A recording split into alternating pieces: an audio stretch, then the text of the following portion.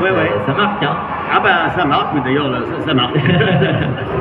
Alors, les amis, donc est-ce qu'on a une petite question alors pour nos amis ici présents? N'ayez pas peur, bien évidemment. Toutes les questions sont autorisées, bien sûr. Voilà, sauf le cas contraire. Voilà, il y en a une là. Alors, on va commencer par notre jeune ami ici, oui, tout à fait. Tu peux te mettre debout, voilà. Merci beaucoup.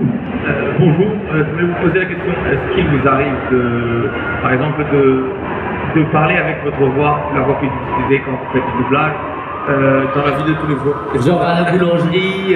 Est-ce que ça arrive que ça vous échappe, par exemple, et qu'on vous reconnaisse avec ça? Vous dites, mais tiens, il n'y a pas de problème? Et vous dites, non, non, mais...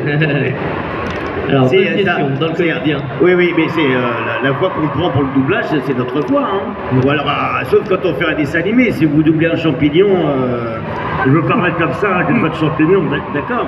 Mais Dieu merci, on la garde pas pour acheter une baguette de pain. Mais c'est vrai que quand on reconnaît nos voix dans des caisses de magasins, des choses comme ça, moi j'adore. J'adore, je suis très très fier, surtout si je suis accompagné d'une amie ou d'un ami, alors là, je me la pète. Non mais oui, en fait c'est dans la vie, on module tous nos voix. Quand on est en colère, quand on est machin, donc on le fait sans forcément y réfléchir. Voilà, c'est normal, c'est machin, ouais c'est super, machin, on le fait tous. Donc qu'on module pour des personnages, ça fait partie de la respiration, ça fait partie du sentiment, ça fait partie du... Moi j'ai toujours l'impression que c'est ma voix que j'utilise, et après ce qu'il en ressort, il y a peut-être des choses qui vont être effectivement un petit peu forcées pour des animés, mais sinon c'est mon médium, c'est mon truc, je monte, donc c'est pas la voix d'un personnage. Finalement c'est ma voix, mais après elle va sur un personnage.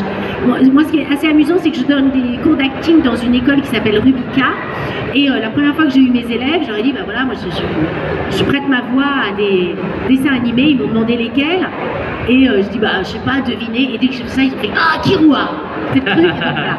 Donc ils sont contents parce qu'ils ont l'impression qu'ils ont des cours particuliers avec Kirua. C'est un truc de ouf. Voilà, mais c'est ma voix, c'est des intonations que je peux prendre dans ma vie quotidienne, enfin, je pose absolument pas la question. Ouais.